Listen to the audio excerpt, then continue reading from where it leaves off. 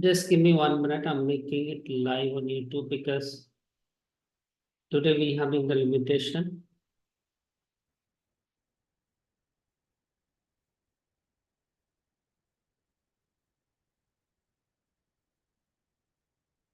Just give me 1 minute. I'm making it live on YouTube because today we having the limitation.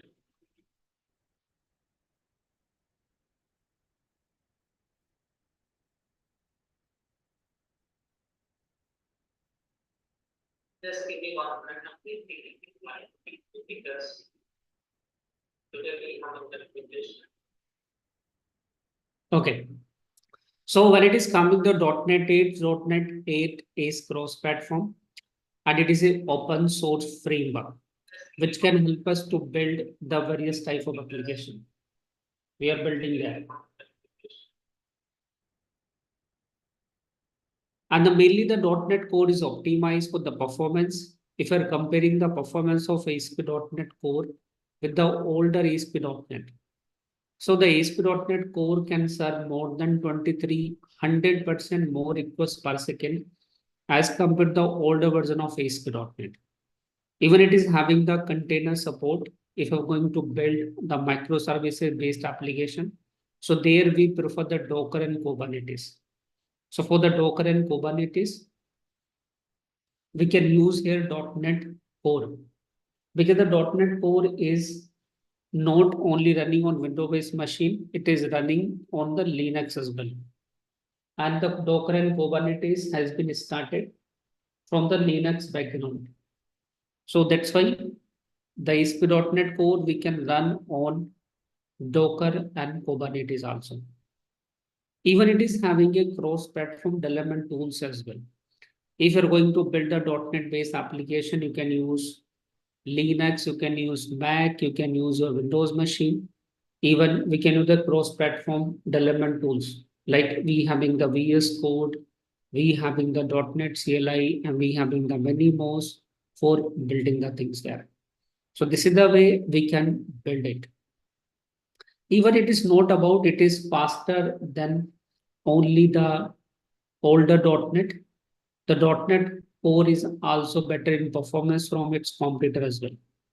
If you're looking at the performance of .NET Core with Node.js and with the Java servlet, so .NET 7 is 11x faster than Node.js. Exactly, we having the same thing .NET 8 also, and it is 3x faster than Java. So because of this performance, .NET is the best framework for building the web-based application, for building the APIs, if you're looking for.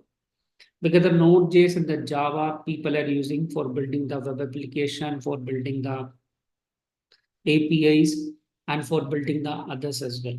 Exactly same way we can use the Node.js also there. And if you're looking for the .NET release schedule, how the .NET is going to release. So every year you will get a new version of .NET. So last year Microsoft introduced the .NET 8. This year we will get the .NET 9 as well. If you're looking for the comparison of Python, of course, .NET 8 is also faster than Python. Even Python is not good for the web development and the REST API development. Python performance is not good as compared to the Java, even Node.js also. Python is worst in performance when it is coming to the web development, when it is coming to the API. Their Node.js and Java are better than in Python. Python is good for the machine learning and AI or any computational task. So when it is coming to the this year we will get the .NET 9 and next year we will get the .NET 10 as well. So .NET releases has been divided into two sections, even and old. So all the even releases of .NET will come under the LTS. LTS means we having the long-term support where you're getting the support for 3 years after the release of that version. So .NET 8 support will available after the 3 years after the release of it. So last year in November it has been released. This year in November we will have the .NET 9. So .NET 9 is under the old release. So you will get the support only for 1.5 years, or you can say the 18 months. So when it is coming the support means you keep getting the patches, you keep getting the features update in that particular version. But it does not mean you cannot build the application on that version, you can build it. But whenever you're going to start your .NET based application project, start with LTS. So what are the LTS we have in that time? Use that one there. So today we having the .NET 8 in the LTS that you should pick to start your .NET based project, to start with your .NET based application there. Avani, when it is coming the .NET performance, these numbers are mentioned on this website. So if you're looking for any numbers comparison, just go to the techempower.com. There is a benchmark section. There, all the framework comparison mentioned there. Whether it's a your Python, whether it's a your Go language or Rust language, all the languages comparison is mentioned. Just refer the link mentioned in the PPT. It's mentioned over there.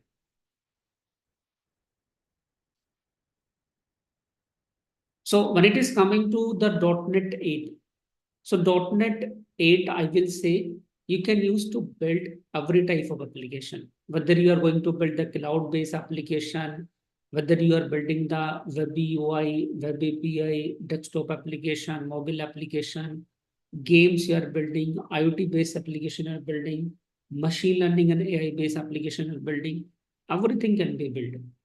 Because the initial version of .NET Core was limited to build only web UI and the web API. But when it is coming the latest version of .NET, starting from the .NET 5, we can build everything using the one single SDK. So that is about the .NET 8 we having. Even if you're looking at right now, the AI is in trend. So AI-based application also we can build using the .NET Core also. Even the .NET, we having a one specific version that is dedicated to the AI, that is ML.NET. So using the ML.NET, you can build the machine learning based application. You can build your AI based application there. So these are the things are mentioned over there. You can mention. So let's see how we can get started with the ASP.NET Core.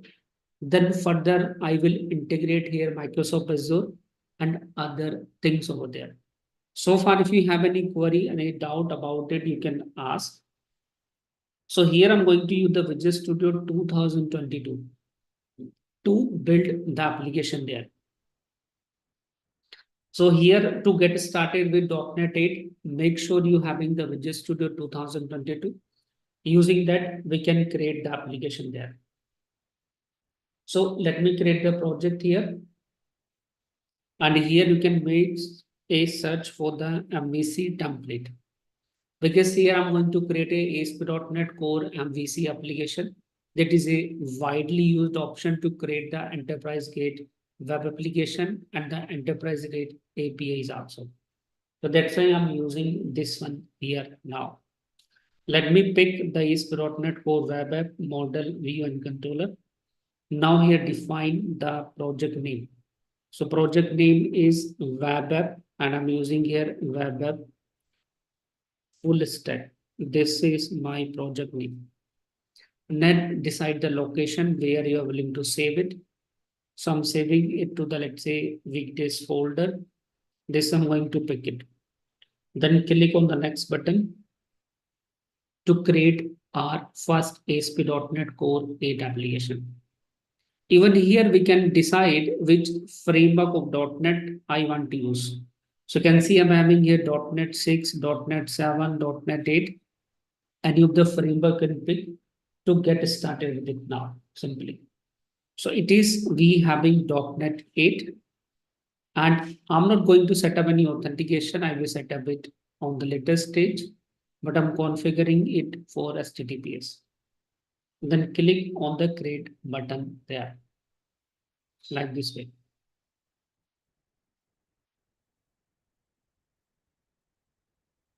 So this is the way we have created the ASP.NET Core MVC application. So before proceeding further, let me look it over there so that we can start it simply. Anu, when it is coming to building the AI-based application, so AI is not going to be used everywhere inside the project. AI is just a section of the project. So that particular section you can build using the Python as well, because Python is going to consider the best choice for doing the AI-based activity. If you are going to use the .NET, in .NET, we having the ML.NET. Using the ML.NET also the similar things can be done. Whatever you are doing using the native Python as well there. So nowadays we having the variety of libraries, we having variety of framework. Using that, the things can be done. So language is not a barrier right now as it was before. So you have to decide what is the stack you having and what are the language you want to use. So using the C# also, the same things can be done, whatever you are doing using the Python. So now this is the MVC template here, where I'm having the models folder, where we having the controllers folder, and where we having the views folder here. Let me explain about this folder structure and the project, then I will let you know about the other things here now. So inside the program.cs file, if you will see, we having a code without a class. We having a code without the main method here. So when it is coming to this one, so this style is it's a new syntax in the .NET. I will say the C# 9.0. So starting from the C# 9.0, it is not necessary to create the main method. It is not necessary to create a class to write the C# code. Without writing the class, without writing a main method, I can write my code. And this style is known as the top level statement in the C#. So top level statement, the C# we can write directly at the file level. And these top level statements behind the scene by the C# compiler will be executed with the alphabet main method. And always remember one thing, whenever you having a top level statement files inside the project, so you can have only one top level statement file. You cannot have multiple one, because that file is going to consider the starting file for that project. Even the file name does not matter. The file name can be anything. It is not necessary you have to mention the file name as program.cs file. I can change the file name xyz.cs. It can be the file name here now. And you can start your application. So when you will start the application, you will find out two sections here. So this code file is divided into two sections. I will explain what are these two sections there.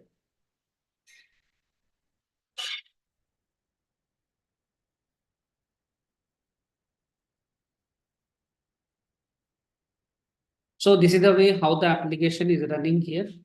Now let me explain the two section over there. So we having the two section here. The one section is here to define the dependencies. So before the builder.build method, we having a section to define the dependency into the application over here. If you will see, here we having the option to define the dependencies. So let's say you are going to introduce the session support. So I can add session as a dependency. Because session in ASP.NET Core is not enabled by default, it is disabled over there. So I can add here builder.services. Then we having the add session option there.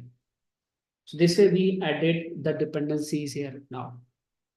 And for using the session throughout the application, I will add session as a middleware. So here I can add session as a middleware simply this way. So second section, we having to define the middleware to be used inside the application. So middleware are just function. So if you're looking here, how the things are happening, let's say this is my client and this is my server here. So whenever you're making the request from client to server, so this request you are, let's say, willing to trace or you are willing to intercept. So for intercepting the request, for authentication, for authorization, for checking the routes, we can create the middlewares. And here we having so many built-in middleware, like we having a built-in middleware for HTTPS, a built-in middleware for static files, a built-in middleware for session, for routing, for authorization. Even you can create your own custom middleware as well, so that we can deal with it whenever we are going to make the request. So these middlewares are similar to as we having a checkpost. Let's say you are going on a highway. On a highway, there are checkposts there. So when it is coming to, checking the authenticity, it is going to be checked by a middleware. When it is coming to checking the incoming request pattern, I can check using this use routing middleware here. So this way the middleware are helping us to intercept the request, so that we can write our custom code for authentication, authorization. Even we can use the built-in middleware for checking the incoming request pattern. Because what are the requests you're making in ASP.NET Core? So for every request having a URL pattern. If that incoming request URL pattern is matching with the incoming request, then we further process it. If the request pattern is not matching, then we will not process it. So this is the way we are doing this middleware settings over here. So do you have any query so far? Anyone about this setting of the service dependency we are registering here? And this is the middleware dependency we are adding here. So apart from the session, you can add the service dependency, let's say for entity framework core also you can add, and we can add the service dependency for others also. Let's say you will use some, repository, you will use some services to perform the database operation, to perform the other things. So that I'm going to use here now. Then here we having a models folder where we will keep the objects to be used inside the application. We having a controller where we write the presentation logic. So what are the UI we will display to the user? What are the button click we have? And what are the data we are going to fetch from the database? So in that case, I will query the database and will display on the UI level. So that thing I will keep over here now. So here corresponding to each controller, we having a mapping folder. This is my mapping folder. And what are the action we having? That privacy is mapping to this privacy file like this way. So this is the things is happening over here now. Just hold on. I think mic has been disconnected in my case.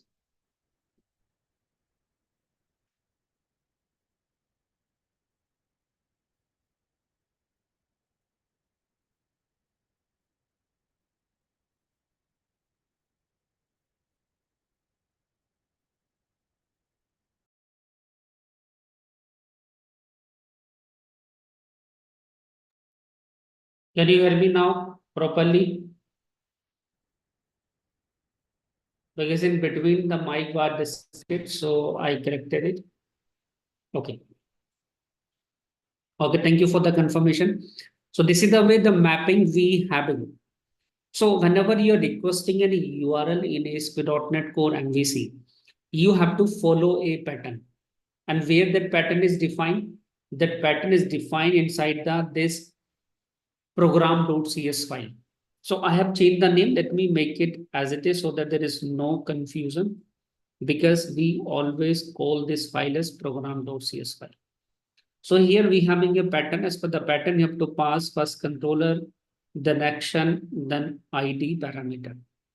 So as per this parameter, you have to follow the things to deal with it now. And in this today's session, I'm going to show you the way how to create a Azure based application using the ASP.NET Core. So we will create some Azure services and we will publish this application on Microsoft Azure also. Even I will tell you the way how to create your ASP.NET Core application with Microsoft Azure various services. What should be your project architecture? Those many things we are going to discuss in this today class. So please stay with me till session end. So don't think it is a basic session. No, I will tell you everything. So now let me create here a database so that we can perform the database operation over there. Then I will move it to the cloud. So to perform the database here, I'm just going to follow the DB first approach. So here, let me add a Dell layer. So here I'm adding a class library. That class library we having for Dell data access layer. So let me create it. And now here this Dell layer I will create using the entity framework core DB first approach. So let me add here the entity framework code DB first approach. So let's do right click. Then here I'm just using here the option for EF core power tool.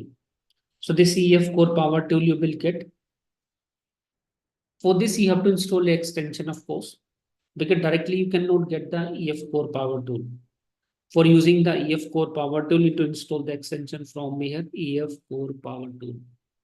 And this EF core power tool will provide us a better way to generate the code from the database. So if you're having the existing database, using the existing database, the things can be generated easily there now. So I'm using here the entity framework core 8, then make the connection. I'm already having this database EF core 1st April, which I have used in my batch. Exactly same I'm using here. So therefore it is coming to the MVVM. MVVM stands for model view and view model. So in place of controller, there we having view model. This is the difference. It is a MVC pattern where inside the controller we are writing the logic. In the MVVM inside the view model we write the logic. So when it is coming to Angular, so there we follow the MVVM pattern. So what are the tables we having the database? We are going to import them like this way. Then define the context name, that is app DB context.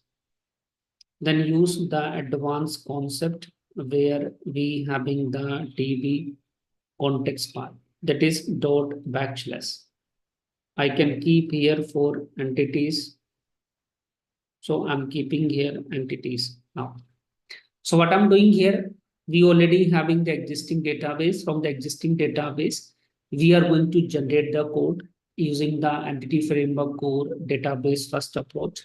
So then we can write the code to perform the database operation. So this is the way I'm writing it. Now let me click on the add button to generate it. Yeah. So now the code has been generated over here. And the people who are joining on YouTube, they can also ask the queries from there. I'm just looking at on both the places.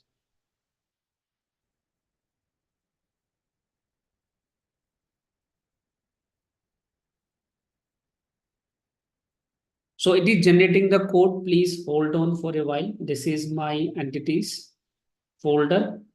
And this is my AppDB context. It's coming here now. So now based upon this Dell layer, I can perform the CRUD operation. So just do right click where I'm adding a controller. I'm adding a product controller so that we can perform the CRUD operation there. So here I'm just using the product controller here like this way. And now this Dell project reference I'm adding here. So just do right click, then add the Dell project reference here like this way. Then what are the connection string we have defined for creating this Dell layer code base? Exactly same connection string I will define inside my app settings.json. So here I'm adding a connection string. As a connection string, I'm just using the option for default connection over here now. So exactly same thing I will use here for this purpose. So here I'm having a connection string as per my machine. That connection string I'm just going to put here now. So as per machine, I'm just going to keep the connection string here. Then let me define my database name. So database name is mentioned here now. It is the database name is mentioned here in this setting file. So these are tables we have imported. This is the output path.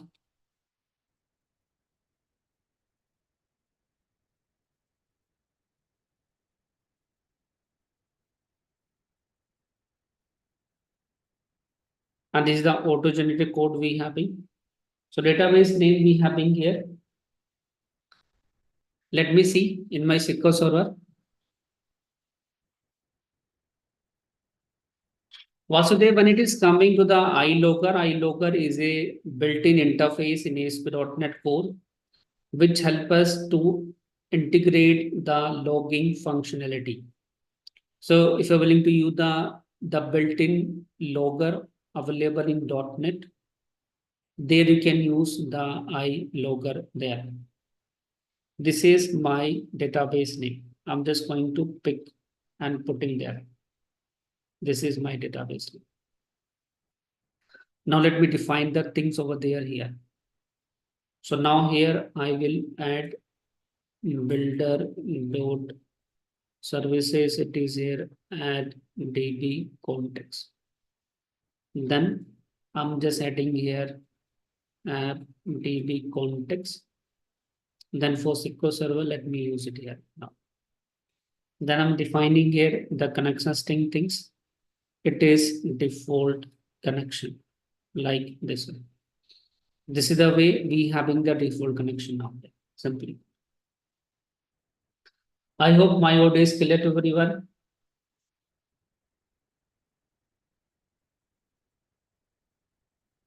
Now let me define a simple method to get the list of product. So here I'm just creating the app.db context instance. Using this, I will get my list of product. And here I'm using the constructor injection. So I can use the constructor injection because app.db context, I have already registered inside my program.cs file. So that's why I can access the things from there. And now let me get the list of product. So here I'm writing the code to get the list of product and return it from here now. So this list of products I'm just returning from here. And of course, based upon this entity, I can create a list for it. So let me add a view and it is a product listing part. So view name is index, then template we having the list, model class is here product entity. And that's it, only three things you have to mention. You don't need to mention about the DB context because DB context I'm not using here. I'm just generating the UI. I'm not generating this controller code. Now click on the add button there simply.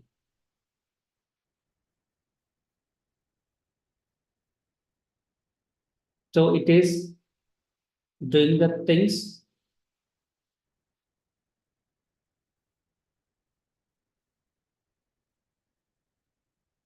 So using the scaffolding, it is generating the code for us.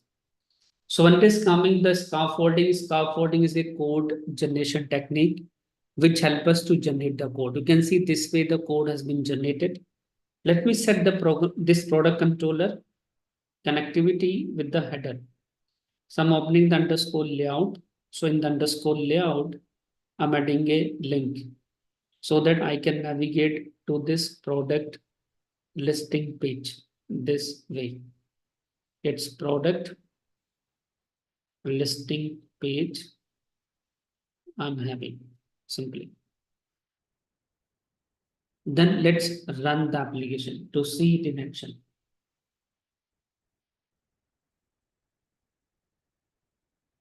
The reserve you can add here using the option there, select a template list or select a template there, create, so that we can do over there now. So it is product listing. I'm just mentioned here simply. So you can see I'm getting the list of product there now. And then for the here, let me remove the category ID. And here I'm having this one also. So extra column I have removed simply. So we have removed the extra column for category ID. So this is the way we have connected through our database, and we are performing the database operation now here simply. This way. So we have created here a CRUD operation using this simple entity framework core database first approach. Create controller we have not added, create action, sorry. So let me add here a create action if I'm willing to create the product. So I'm adding here I action result, that is the create one. I will have here a return view. Now let me add a one more method to create the view. Then I will deploy it to the cloud. I'm just using the template create model class. I'm just using here. It is a product one. So this is the scaffolding option. So with here, just look at the here option again. So depending upon the template you are going to pick. So we having the template for create, we having the template for added list. So in the previous case, we have selected a template list, but this time I'm selecting the template create here, so that we can generate the things over there now. So it is a create template. The model class is product entity that I'm going to take. Click on the add button here. So using the scaffolding, it will generate the code for adding the product into the database. So these are the things we are doing here now. So now let me remove the title, that is a create one. I'm just having the category ID that I can change with the drop down list here now. Product ID we don't need to pass because it's a auto increment column in the database. We can keep it as it is simply now.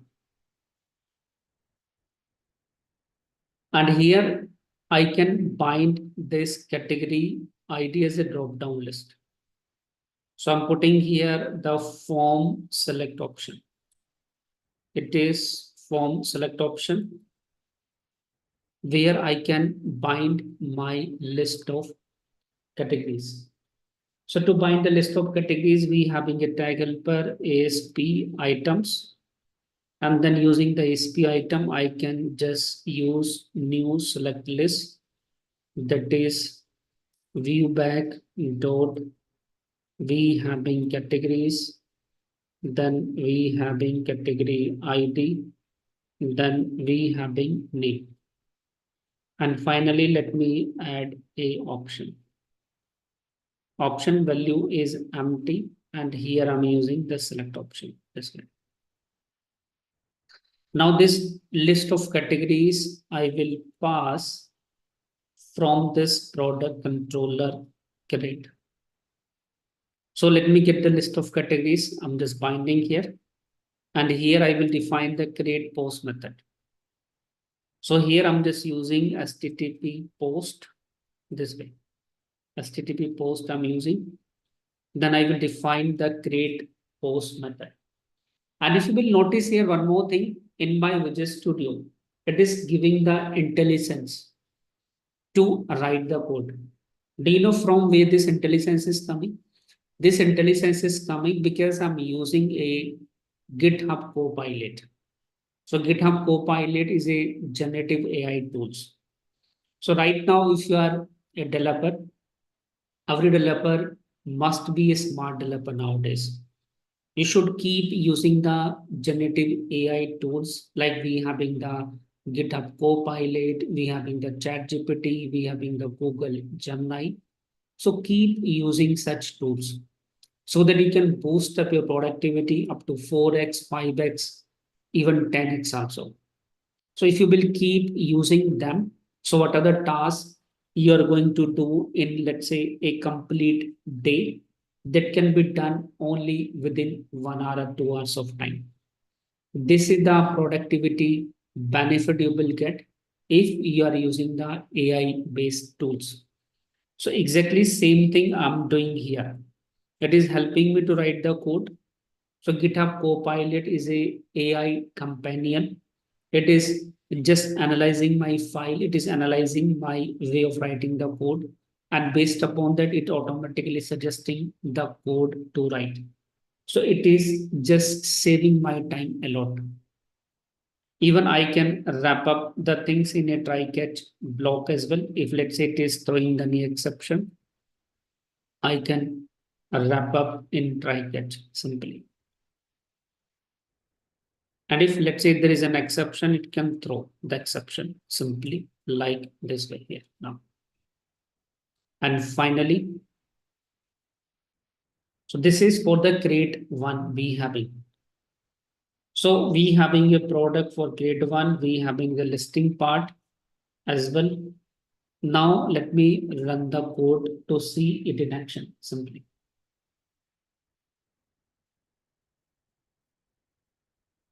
GitHub Copilot chat also I can open inside the Widget Studio. That option is also available in my case. If you're coming here, I'm having the option Ask Copilot. When I will click, it is asking, it is opening a pop-up. Here I can write a prompt and it will generate the code for me also there. So this is the way the prompt is coming. So now let me create a product first. So this is the category list is coming. So let's say as a course, I'm adding here the generative AI for developers. Then I'm adding a price here. This is the let's say price we added. So new course also has been added this way. So it's working fine. Listing part is working fine and the creation part also working fine. So this is the way the things are doing the things now over here. A one session on GitHub Copilot I already did last week. Of course, in future I will do that session also and I will explain. So our CRUD operation, it just a two operation I'm doing, the create and listing part. Similar way you can write for edit, delete and others one also. Before moving further, let me tell you about the Microsoft Azure first. Then we will move this application to the cloud. And what are the options, what are the patterns you can follow in the cloud, that discussion we have over there. If you have any queries so far about the ASP.NET Core 8 or .NET 8, please do ask. If you don't have, we can move to the cloud. Because the today's session is about the advanced ASP.NET Core developer, where I'm covering the three things: ASP.NET Core, cloud, and frontend. These things I will cover. When it is coming to the raise, the other option than Razor. Razor is a view engine over here, which is helping us to create the dynamic web pages in .NET. If you're not willing to use the Razor, you can use the frontend as well. You can use Angular, you can use React as well. That is also fine to deal with it now there. So when it is coming to Microsoft Azure is an open and flexible cloud platform. It is not only for .NET developer, it is for everyone for build the cloud-based application. So whether you are a Java developer, Python developer, Node.js developer, everyone can use Microsoft Azure for building the things there. Even when it is coming to what are the various countries the Microsoft Azure is targeting. The Microsoft Azure is available in more than 140 plus countries. And they having the 60 plus region worldwide. And in this 60 plus region, they having the 3000 plus data center. And these numbers are bigger than any other cloud provider numbers. If you're comparing these numbers with AWS, these number with the GCP, these are higher. Even in India right now, we having the three active region: South India, Central India, and West India. And three more region also coming in India that I will also tell you where these many things are coming there so that you can proceed now. Even when it is coming the AI, so Microsoft is backing the chat GPT.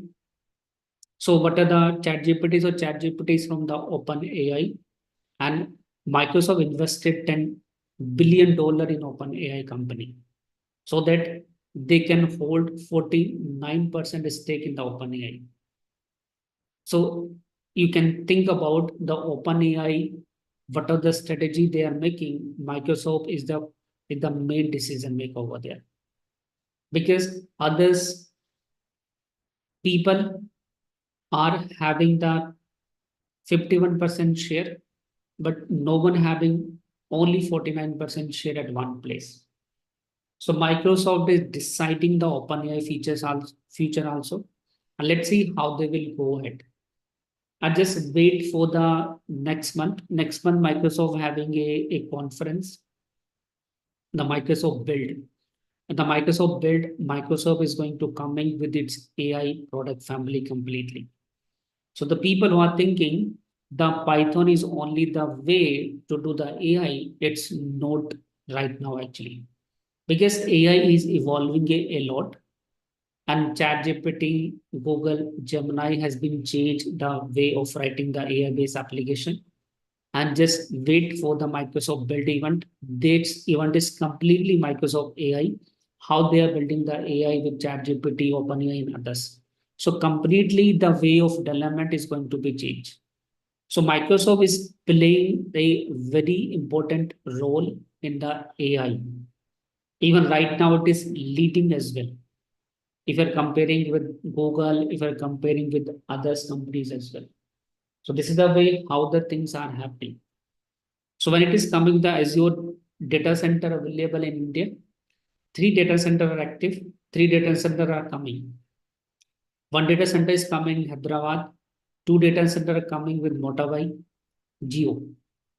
So the Geo is also going to introduce the Azure based data center. Data center services they're going to introduce soon. So they having a one region in Jamnagar, another region they having in Nagpur.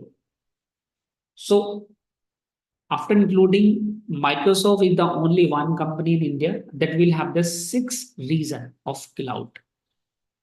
Because AWS having only 2 region, even Google also having only 2 region. So if they will combine together also, Microsoft is having the highest number. So if someone is looking for learning the cloud, so think about the Azure. Because Azure is going to be used hugely in India, especially for building all the tech-based companies. Whatever startups we have, whatever the SMEs we have, everywhere you will find out that Azure is going to be used. Because you know the way of doing the business of Mukesh Ambani and Motawai, they do in a different way. And Microsoft is Azure is going to be available for so many people after this association with Geo. The name start with Geo. The reason behind it, it's under the control of Geo. Microsoft is only controlling the 4 data center. 2 data center will be controlled by the Geo itself. It's not data center. These are the reason actually, because in each region they will have the multiple data center. So these 2 reasons they are especially making for Geo only. Okay. So this is about the Azure. You should know before picking up the any other cloud. So let's see how we can build the cloud based application using the Microsoft Azure there. Here I mentioned already, these are about to start. It is in progress. They are not still available to be used. So Jamnagar is a place in India where they are using. Nagpur is a place where they have set up the things. Just wait for the official announcement from the Geo and you will get the things. These are the official announcement from the Microsoft site. You can build all the type of application. I said here, starting from this year, the AI based things will be integrated everywhere. So what are the application you're building? Everywhere you will have the AI based things. Let me come to the topic again. I don't want to discuss much more around the AI because AI is not a topic for today. The topic for today, we having the advanced full stack .NET developer. So when it is coming to building the application, so every application will have a architecture. So if you're going to build a cloud-based application using the Microsoft Azure, so Microsoft Azure, the architecture should be like this way. I'm sharing a cloud-based application architecture. Because when it is coming to become a advanced full stack .NET developer, so you must know how to integrate the cloud into your application. And when it is coming to .NET, so with the .NET, Microsoft Azure is a cloud. The everywhere the people are integrating there. So this is the way how we can integrate the various Microsoft Azure services. Like first one, we having the Azure SQL database. Second one, we having the blob storage. So this Azure SQL database we can use to keep my structured data. So what are the data I'm having locally in SQL Server? I can move to the Azure SQL. And what are the unstructured data like files we having, images we having, we will keep inside this blob storage. And what are the data we are accessing frequently? We can keep in Redis cache. This is a Redis cache option. So even you will take the example of scholarhead.com. The scholarhead.com we are running with Microsoft Azure. So in Microsoft Azure, we are keeping the Azure SQL, we are keeping the blob storage, we having the Redis cache, we having the virtual machine, we having the many more. Then we having the web app here to host our web application. When it is coming to monitoring the application, like how many requests we are making and which request is taking how much time, that monitoring part we are doing using the application insight.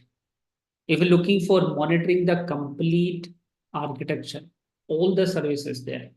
So we having there this Azure Monitor. Azure Monitor is the option to monitor those things. And many times we need to run some background tasks. There might be sending the regular email. So there we can use the function app. So to trigger the function app code, we are using this service bus queue. Just take example, whenever the user is going to sign up, the mail will go to the service bus queue and this will send an email through the function app. Of course, this function app will retrieve the data from the Azure SQL database and will use to send the email. So this can be the things for the function app. And when it is coming to introducing the security, like what are the credential we having, what are the secret key we having, we will keep inside the Azure Key Vault. And to the Azure Key Vault, if you're going to provide the permission, then we will use the Azure AD.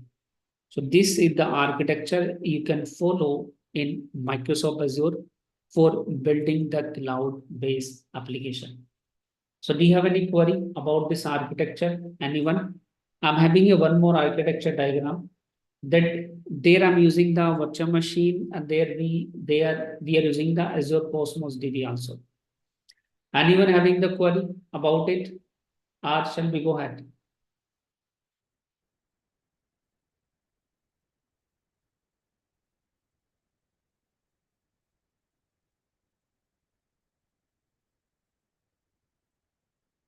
Queue is here for storing the messages, for storing the information. Let's say you place an order. So order we never place immediately, even on Amazon and Flipkart. They place the order after some time. So of course, payment information is going to be stored somewhere. So that payment information, it is going to be stored in queue. And from the queue, a function will be triggered to send the confirmation email and to place the order. So this is the way we are using it simply. The key vault is helping us to keep our database connection string, to keep our username and password. So instead of keeping them inside the app settings.json, we should keep them inside the key vault. If let's say in future you are willing to change any value, you have to just change it inside the key vault. Your application will automatically read that updated things also. These are the things we have. Hello to everyone. Exactly, the similar things can be done here when it is coming to the virtual machine and Cosmos DB. This way we can make the design here now simply. So let's get started with it. So what are the application I'm having? I will move to the cloud. So here I'm going to log in into my Azure account. So this is my Azure account. And here I'm going to implement this architecture few services. So I will create here a Azure SQL database and I will create here a wrapper. Two things I will show you today. So let me log in into my account here.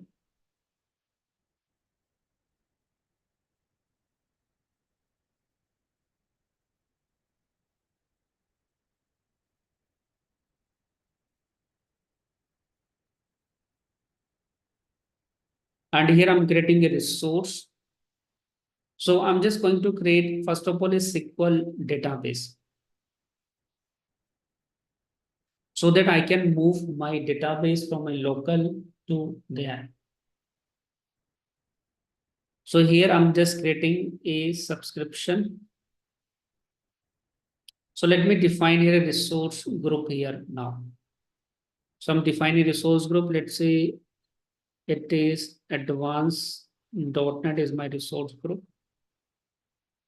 Then let me define the database name. It is SHT SQL Server DB or SQL DB. Let's say this is my database name. Here I can create a server. So let me create a server here. I'm defining SHT SQL Server. This is my server name. Then I can define here SQL authentication, where I am defining the login sysadmin, then password. So I'm defining here the password here.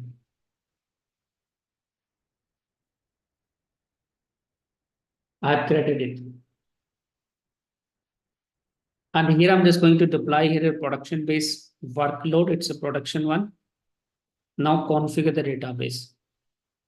So here I'm going to configure a budget-friendly things, that is a DTU1. Because DTU1 is affordable, we don't need to pay much there. Even when it is come with the scholarhead.com also, we are using the DTU based. Because we are using the Redis cache over there, so we don't have so much database it. Even if I'm taking the example of Stack Overflow and various other companies, they all are using the Redis cache. And because of the Redis cache, the database hit are less. Exactly same thing we are doing with the scholarhead.com also. Then let me go to the next level, that is about networking. It's a public endpoint from where we can access everything over there. Then other setting I'm not doing here. Let me leave as it is. And I'm going to start with the empty database. You can apply here label also. So when it is coming to creating the resources, so we can have multiple resources inside the one group. So how you will differentiate this resource belongs to dev environment, staging environment, production environment. For that purpose, I can define the label here. Let's say environment is dev. Then I can mention the project as XYZ. This way I can mention the project here. So this is my SQL database, and this will be the estimated cost as I mentioned here now. So it is creating the things behind the scene. So in couple of minutes, it will be created now. Simply.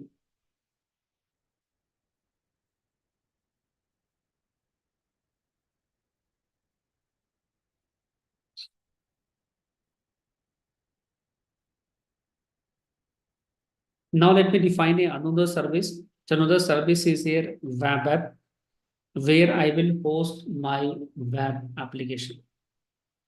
This is my resource group, and here is it SHT web app.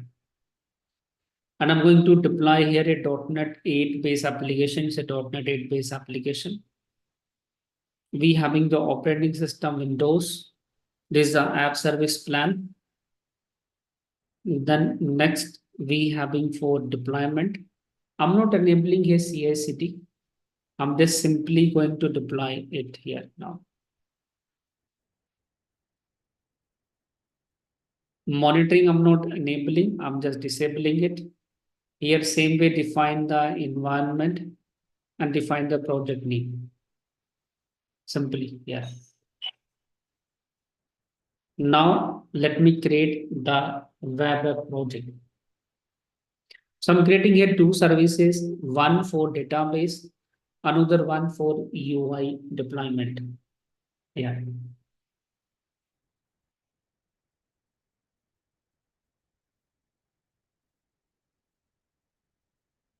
So if you have any query, meanwhile, you can ask because it is creating the things behind the scene. I will answer them.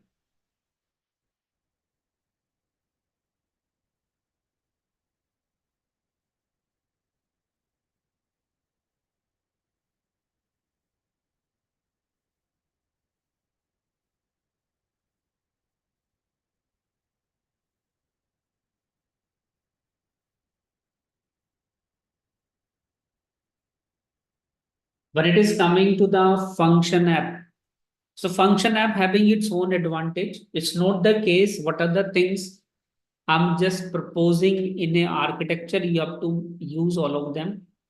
But when it is coming to the enterprise get application, so there we keep the things separate as per the solid principles.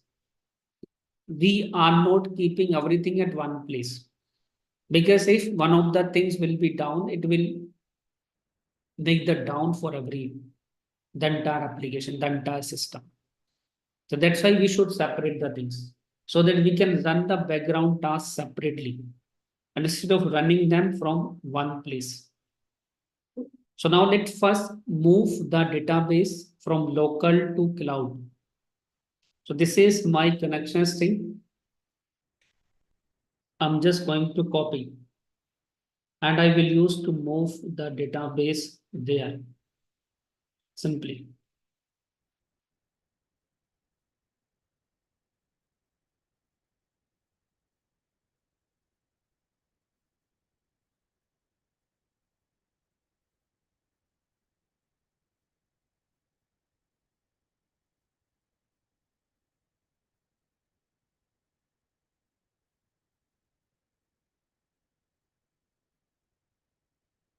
So let me move the things there. I added the connection string here like this way. So now let me log in. So there is a one tool we having. So tool name we having to move the things to cloud is, it is Microsoft Data Migration Assistant. This tool we can use to move the database from local to cloud. So let me click on the plus icon and let me use the migration option here. So it would be here local to cloud. Then we have in the source type SQL Server. So moving here the SQL Server 1. Target is here Azure SQL database because in the cloud I'm using the Azure SQL 1. Migration scope is I'm going to move the schema as well as data both. Then click on the create button. Define your local server detail or source server detail. So this is my source server I'm using for moving the things. Authentication type, let's say SQL Server authentication. It is as the do password there. Then we having the database which I want to move. So I'm just going to move this database from local to cloud. Then in the cloud, let me pick up the Azure server here. This is my Azure server. Then do mention the password. So at the time of SQL Server creation, I have given a password that I'm going to use. So this is my Azure SQL database where it is coming. Then next here.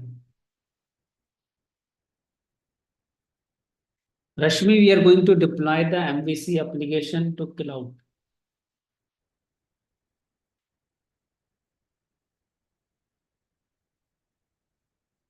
To manage the security in .NET Core app, you can use the Key Vault NuGet package that providing the methods to us. And using that, we can manage the credential there. And what you're going to migrate, I'm going to migrate only three things: categories, product, and user table. So here it is generating the script for us. This generated script can help us to generate the table in Azure Cloud. Let me deploy the schema. It is going to deploy there. Now let me migrate the data. So after creating the table, I'm just moving the data as well so that we having the C data also there. We don't need to create the things.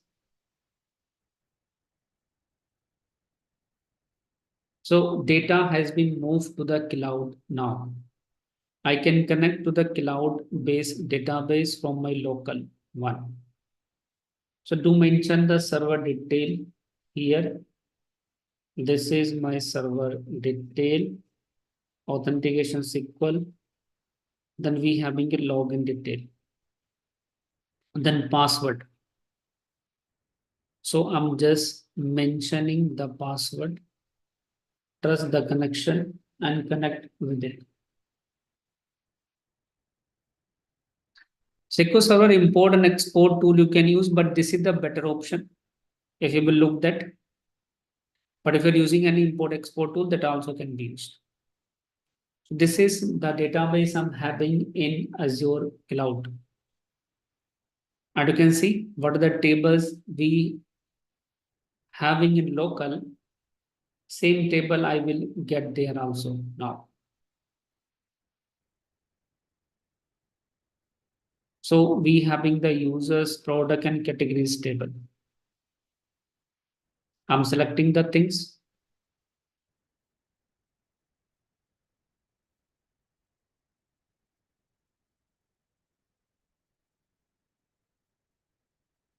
So here, let me select the product. User table is empty actually. We having the data in product table. So what are the data we have in local? It has been moved to the cloud. Can you see? That's it. Simple. We don't need to synchronize the local database to cloud. It is only for one-time activity. It is not for syncing the things. Whenever you are first time moving the things from on-prem environment to cloud, this is only for that activity. After that, you have to maintain everything in cloud itself. Now here, let me mention the connection string.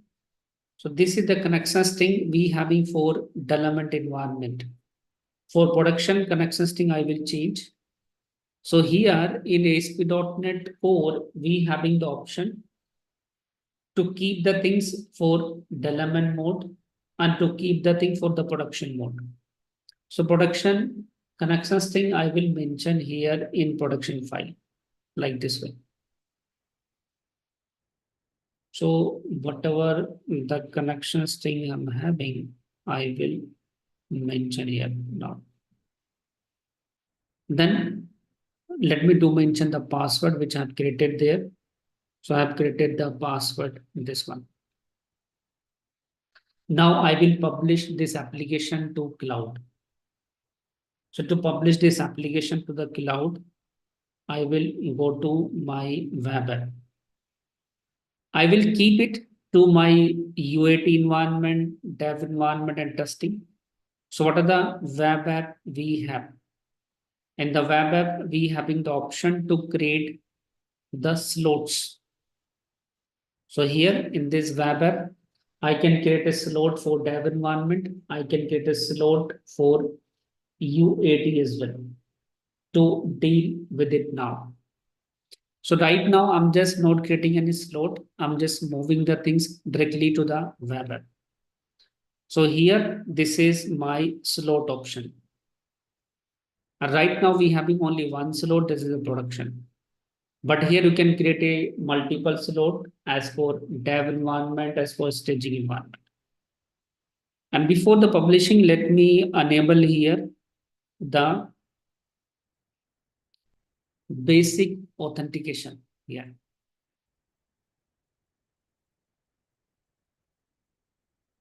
So let me go to the basic authentication and deal with it. So here I'm just enabling the basic authentication so that I can able to publish from the Widget Studio. Otherwise, I cannot publish directly from the Widget Studio. We need to enable. After enabling this, come to this Widget Studio to right click.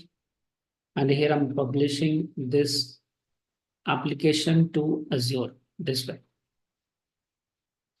This is a Azure app service. I'm using that. And now finally pick the application which we created. So we created the SHT web app that I'm going to pick. Now let me publish it. So this application now we are going to publish to cloud directly from the Widget Studio. And what are the web app we created? The web app is the example for platform as a service option. So web app is coming under the platform as a service option.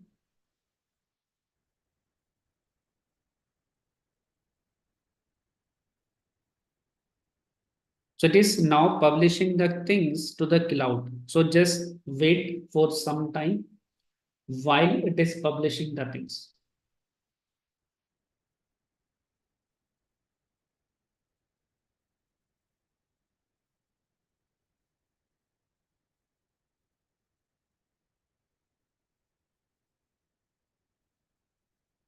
If you're putting the things on the Git as well, then you need to configure the CI/CD pipeline, Umesh. Using the CI/CD pipeline, you can deploy the code from Git to there. Even it is not necessary the Git-based things I cannot publish from Widget Studio. I can publish from Widget Studio as well. Because Git is only keeping our code. Publishing part can be done using any tool. So now I can open this application. This is running in cloud. And what are the product we having? They will also come. If connection string is correct, you can see it is coming here now. So now anyone can access. I made this application live for everyone. So this is the way you can build a complete ASP.NET Core application with Microsoft Azure. This URL you can get when you will open this web app. At the web app label, we having the option to get the URL. This is my URL, which I can copy and I can access this way. I hope it is now clear to everyone how to use it. Connections thing I have already set. Before publishing, I change the connections thing here, this way. So this is the connections thing for the production environment. And this is the connections thing for the dev environment. Key vault I have not used because key vault is not a simple straightforward process. I need to set up the key. I need to set up the Azure AD, their application need to set up. It takes a lot of time. I'm not setting up to the key vault because it's a not a straightforward process. Now let me tell you here why should care about the front end, because when it is coming to building the application nowadays, it is not about only you are using the ASP.NET Core, you are using the only Microsoft Azure. No, you have to use the front end framework as well, like use Angular, use React, so that you can introduce the interactivity. You can make the UI interactive. I will show the example here when it is coming the scholarhat.com. So this scholarhat.com is a tech platform which we have built using the ASP.NET Core 8. We are using here Microsoft Azure and we are using here the React.js. Now let me tell you here where we are using the Azure, we are using the things over there. So what are the public pages we having of this website? This website public pages are built using the ASP.NET Core MVC. So whenever accessing your home page, whenever you're accessing any live training page, all these pages are based upon the ASP.NET Core MVC 8 completely. Even whenever you are accessing the tutorials here for learning purpose, all are coming through the ASP.NET Core MVC itself. This is a complete ASP.NET Core MVC because we want to render them on server side so that Google and Bing can crawl our website and can make a indexing for all the articles, for all the training program, for all the content we are offering to our customer. But when it is coming to providing a rich UI, because we are offering the training. So when someone is joining us, so we have to offer to the live session recording, we having the labs, we having the interview preparation videos, we having the skill tests as well.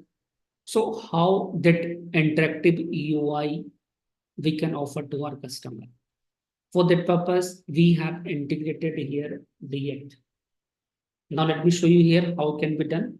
So you have to just log in into the LMS. So this login page also based upon the ASP.NET Core 8, but now this LMS is based upon the React.js. Now this page is coming from the React.js. Now let me show the React.js benefit, which we are taking right now in Scholarhat. So when it is coming to my live training, here we having the live training schedule, where I can show what are the training program we are running right now. Even we have integrated the Zoom SDK also, so that the people can join directly from the LMS itself. So here the things are mentioned. They can join any section from the LMS itself directly. If let's say the session is not live, it will let you know the session not started. If session is started directly, you can join from the this place itself. When it is coming to accessing the content about the training, so these are subscribe training I'm having. So let's say I'm just showing the example of ASP.NET Core. So this is the training content we have. So here we have to filter the training content based upon the batch code. And this page, I don't want to refresh. It should be get the things quickly and immediately. So what we have done, we maintain here filters list. Data is coming very fast, very quick. We having the video codes as well. So what happens here, the people are interested to explore so many things. So the people are willing to explore so many things. For that purpose, we added the video course here. So we added the video course here around each topic. Let's say the older ASP.NET Core 5, because right now you're learning the ASP.NET Core 8. But if you want to see the ASP.NET Core 5 as well, what are the features are there, you can explore it. You can explore the link. You can explore the ADO.NET. You can explore the unit testing so that you can learn everything that people are using with the ASP.NET Core. We have added as a part of this self-paced course. Even here, you can access the thing directly here like this way. And when it is coming to start any video, you can quickly play it. So this rich UI, this rich experience is very difficult to offer using the ASP.NET Core MVC. But we can offer it easily using the React.js. Exactly we having for the node section. If let's say what are the topic you are learning. So people having a bad habit, the people are not taking the notes. I'm sure for the today session as well, many people are not taking the notes. Just people are joining, just watching the video as they're watching the Kapil Sharma show, as they're watching the movie. Sir, this session is not about the entertainment purpose. This is a completely learning session. And when it is coming the learning, if you are not taking the notes, then you will forget everything about this session soon. Because right now the people's having a habit of watching the reels. People's are having the habit of watching the so many video-based content. So the retention time has been reduced of the people. So if you are willing to recall the things quickly, you must have the notes. So around each topic, we are giving you the notes as well here. Click over there. These are the notes available around each topic so that you can quickly recap the things. Since someone is lazy, if someone is not able to take the notes, everything when the live session is going on. So from the quick note section, he can actually have the detailed notes for the revision purpose. Because every time you cannot watch the complete 2 hour video, 2 hour session, because we need something is written.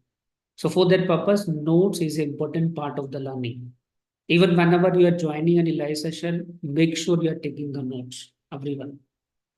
Don't just keep watching it.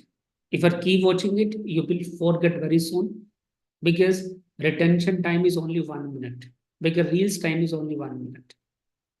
But only, learning the concept will not help you until you will not practice yourself. Because the company will not hire you to know the technologies.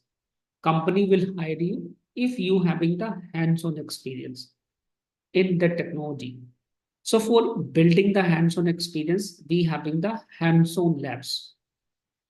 Because whenever you're working on a project, you're working on a task. So tasks will be there, create a login page, create a sign up page, create a shopping cart, create a payment gateway. So this is the way the project you are going to build. So projects, so many people having a question, a doubt, how we can get the real world experience in .NET. Because I have not worked on ASP.NET Core. How I can get the real world experience on Azure? Because I have not worked on any project on Azure. So my simple question, my simple answer to those people is when it is coming to the project, in the project, you are not building the project alone. A project is just a composition of various smaller coding workflow. So just start implementing them separately. So to have the experience to build the confidence, you should know how to build such coding workflow. So we having the coding workflow that will help you to build the hands-on experience in a technology. And if you're stuck somewhere, we having the solution of this problem statement. There's a solution we having for the same problem statement. You can refer here now, this way. So these labs will help you to build the confidence. Even whenever you are learning any technology, please do some assignment, create some coding workflow. Otherwise, that learning is incomplete. You will forget that very soon. And after completing the coding workflow, I'm sure you will have the confidence to start a project as well. Because the company will hire you to build the project. So you should know how to create an end-to-end real-world application. So as I mentioned, the architecture for the Azure. Similar way, you should know how to build a ASP.NET Core application with a proper architecture. So this is the project document I'm just sharing with you. We are building in our live training program at School Ahead. So here in a live training program, we explain how to think about the architecture of the application. Because whenever you will go for the interview, the everyone will ask, can you explain your current project architecture? And I'm sure no one actually create the project architecture diagram. They just only memorize the things. And from the memorization, they try to answer. That is not a right approach. Everyone must have a proper project architecture diagram so that whenever you are in the interview, you can explain it. So this is the way the project architecture diagram is to explore. That is a clean architecture. And then talk about the database diagram like this way. And this is a layered view of our clean architecture, where we having a database, where we having the entities, where we having the repository layer, where we writing the data access logic, we having the business layer, which we are creating using the services, then we having the web UI, and this is the models we have over there. So this is the way you have to started the things with it to get started with the project.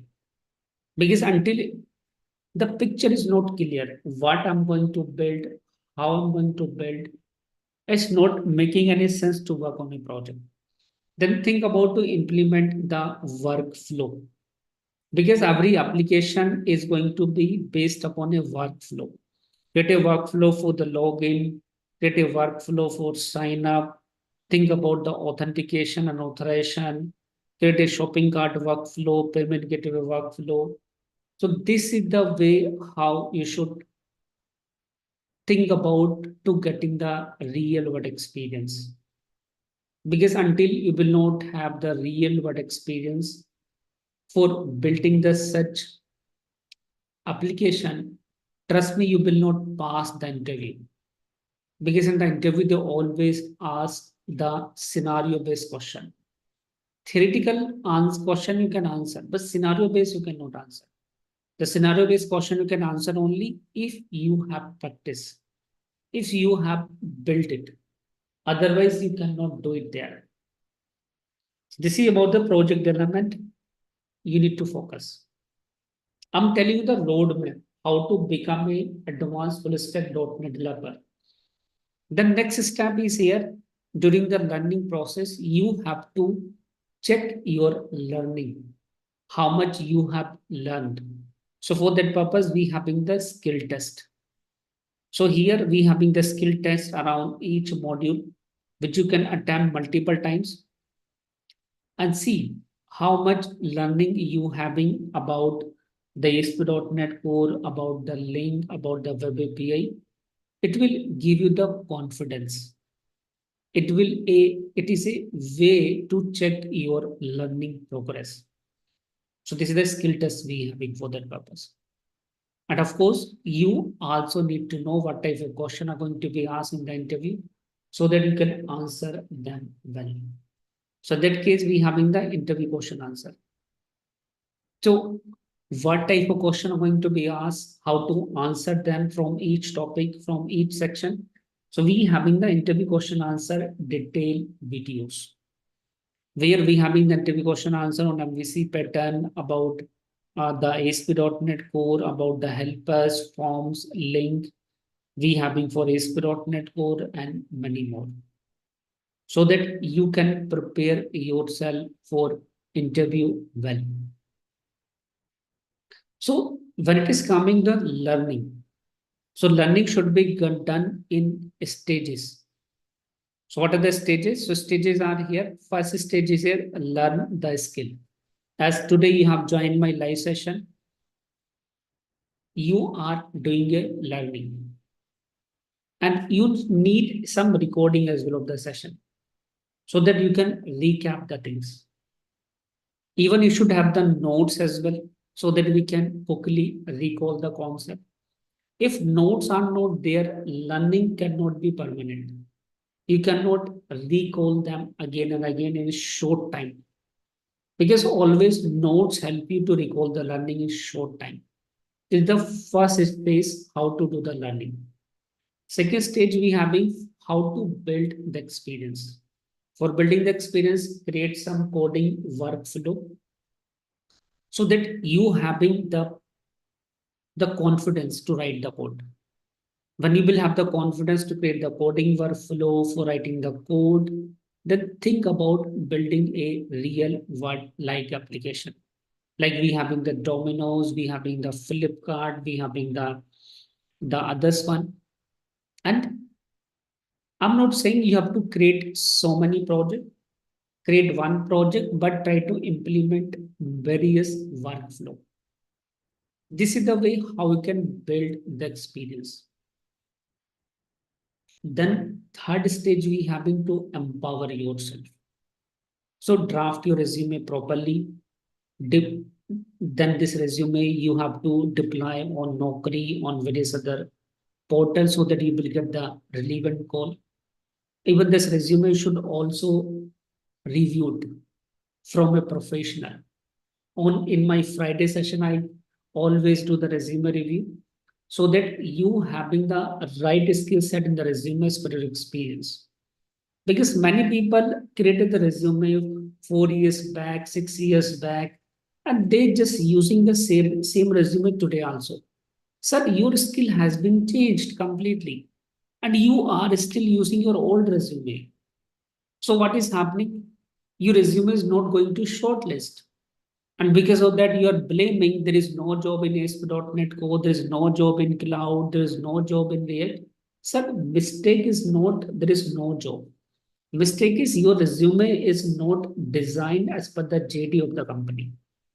Because companies are expecting you should know ASP.NET Core, you should know Microsoft Azure, you should know front-end framework, you should know microservices. Do you have all these things in your resume? No. So how your resume will be shortlisted? So please work on making the resume correct. If you don't know how to make it, you can join my Friday session where I'm consulting the same thing, how to do it. Then know what type of question are going to be asked in the interview. So for that purpose, we have the interview question answer. So if you will do the learning in the three stages, trust me, no one can stop you to get the job as a advanced full stack .NET developer. Even I'm not saying it is only for advanced full stack .NET developer. What are the technology you are deciding to learn? It can be Angular, it can be React, it can be cloud, it can be microservices. Just follow this three-stage learning process. And trust me, you able to get whatever the goal you have decided in your career. If you have any query, any doubt, you can ask over here. The people who are looking for the path, so path is like this way. So depending upon the experience you have, I know people are here from various experience. So if you are the experience of let's say 0 to 3 years, you should start learning from the backend. Learn here .NET, learn here ASP.NET Core, then think about learning the front end. Like we having the Angular or React, you have to learn only one framework at a time. Later on, you can think about the learning others also. So this is the path we having for the people who having experience from 0 to 3 years.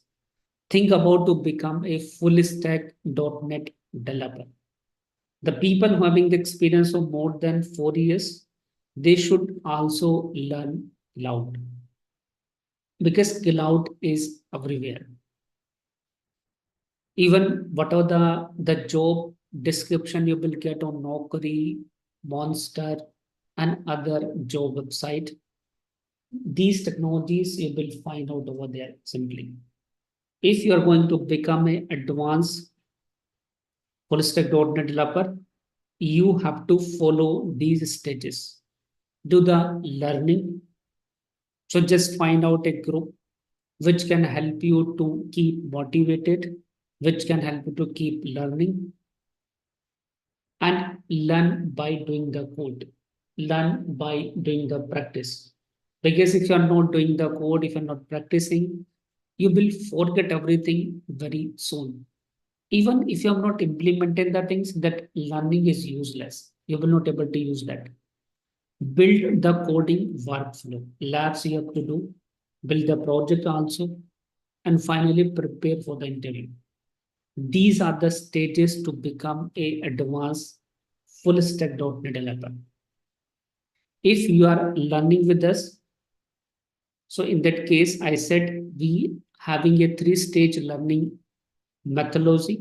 It is a proven method which will help you to become an expert in advanced full stack .NET developer. Even I have shown you the LMS as well. We are not only promises, we are delivering the things. Because to get the mastery, you need the content. You need everything is step by step. And this way, if you will follow, you will able to do it this way. And in this training program, you're going to get these many things. You having the unlimited live training for 1 year because we are giving you the 1 year membership. So if let's say you're joining with us any training program, no one in this world is giving the unlimited live session for 1 year. Everyone is just giving the video course access. We are giving you the live session access for 1 year. You will get each session recording. You will get the video course as well. I have just shown to you. And we having a labs. Because until you will not complete the hands-on lab, you will not become the master. You will not get the confidence. In this training program, you are going to build the real application. We having the online 4 layer application. I have shown you the project document as well. You will learn how to deploy the things on cloud with Angular and React. We having the option to create an ad tech platform like we have in YouTube, we having the Scholarhead, we having the OTT platform like we having Netflix. So such project you're going to learn in this training program. Then we having the interview preparation as well, so that you can prepare yourself, you can empower yourself to crack the interview. And of course, for checking your learning progress, we having the skill tests and others. So this is the way how we are offering the training program. If you having the things over there, you can just ask in the chat window. We having the Giridhar, we having the Rupinder. So you can get in touch with them for doing the things over there.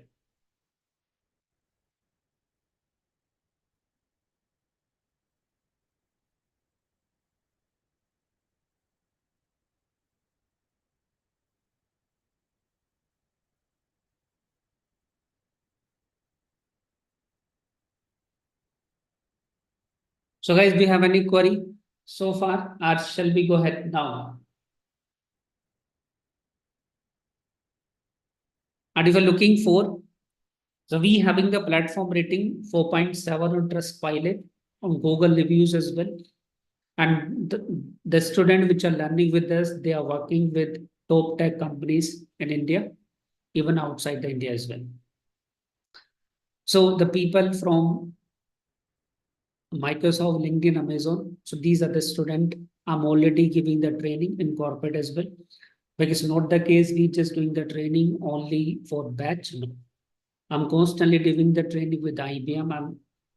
I'm participating in various Microsoft conferences as well, where I keep speaking on various topics. And if you're looking for the detailed curriculum, the link is mentioned in the chat window. You can go over there.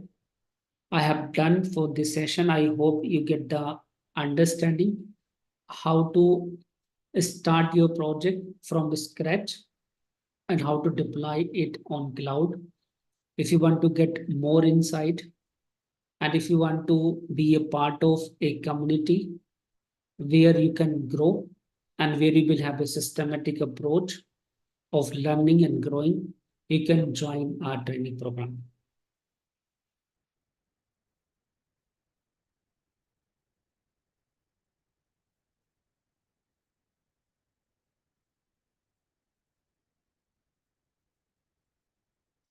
So guys, here there is a one request for everyone before leaving the session. If you want to get in touch with me, you can follow me on LinkedIn, because over the LinkedIn I keep sharing such valuable detail, because many people want to, follow the trends in industry. You want to know the path. So if you want to follow the trend in industry, you want to know the path, I'm sharing my LinkedIn profile link. You can follow me over there simply. Here I'm already added so many roadmap, a roadmap how to become the .NET solution architect, a roadmap for C Sharp and others. Here so many things are mentioned. You can just follow me over the LinkedIn there. I share my LinkedIn profile, and please do let us know your learning experience with us.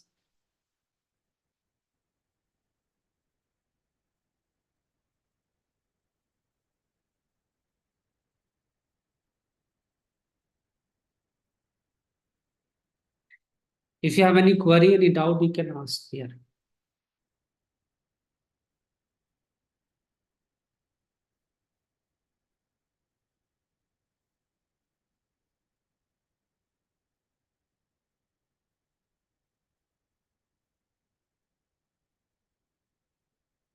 So thank you everyone for sharing your learning experience. I appreciate your time. I hope you having the value from this session.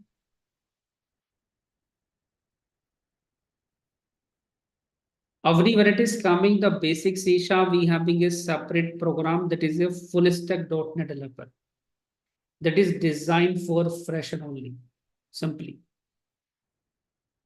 It is not for the fresher one. Fresher program is separate. This session we having only for the experienced one who already working as a .NET developers.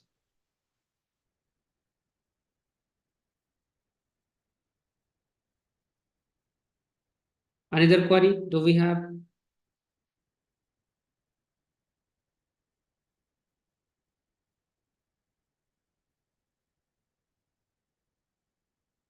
Recording you can rewatch on YouTube. We will share the YouTube link in the WhatsApp group. There you can rewatch the recording.